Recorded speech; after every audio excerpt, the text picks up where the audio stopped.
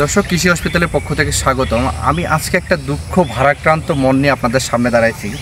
যখন কোনো কৃষি পণ্যের দাম বেড়ে যায়, ভোক্তা অধিকার উঠে পড়ে লাগে এই দাম কমানোর জন্য, কারণ কৃষকরা লাভবান হচ্ছে। কিন্তু এই মুহূর্তে কোনো ধরনের সবজিরই দাম নাই। দেখুন যে এই যে আমি যে ক্ষেতটায় দাঁড়িয়ে আছি, এটি একটি শশা ক্ষেত, এবং কতটা পরিকল্পিতভাবে কতটা খরচ করে এই কৃষক শশা চাষ করেছিলেন।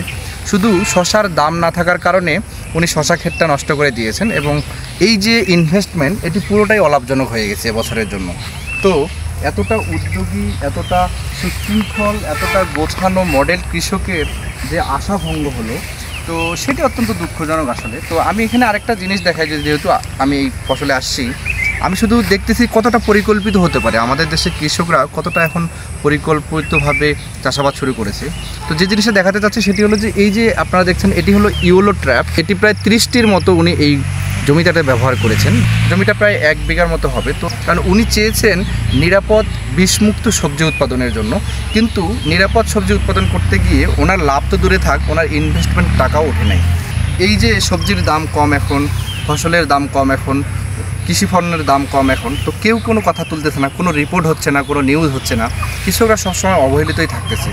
এইরকম মডেল কৃষকদের উৎসাহিত করার জন্য সরকারের উচিত যে কিছু কিছু ফসলের দাম সুনির্দিষ্ট করে ধরে রাখা, যাতে এই ধরনের কৃষকরা হারিয়ে না যায়।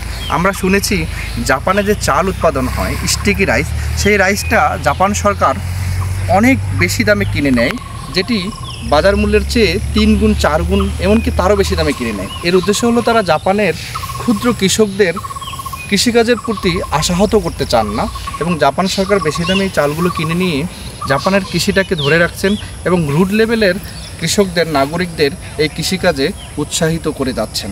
তো বাংলাদেশেও এই সিস্টেমটা ডেভেলপ করা দরকার। কিছু কিছু কৃষি পণ্যের দাম সরকার নিয়ন্ত্রিত হওয়া দরকার, যেন বাংলাদেশের মডেল কৃষকরা এই ইনভেস্টমেন্ট থেকে যথেষ্ট পরিমাণ রিটার্ন পায়। তো ধন্যবাদ, ভালো থাকবেন, সুস্থ থাকবেন, কৃষি হসপিটালের সাথেই থাকবেন।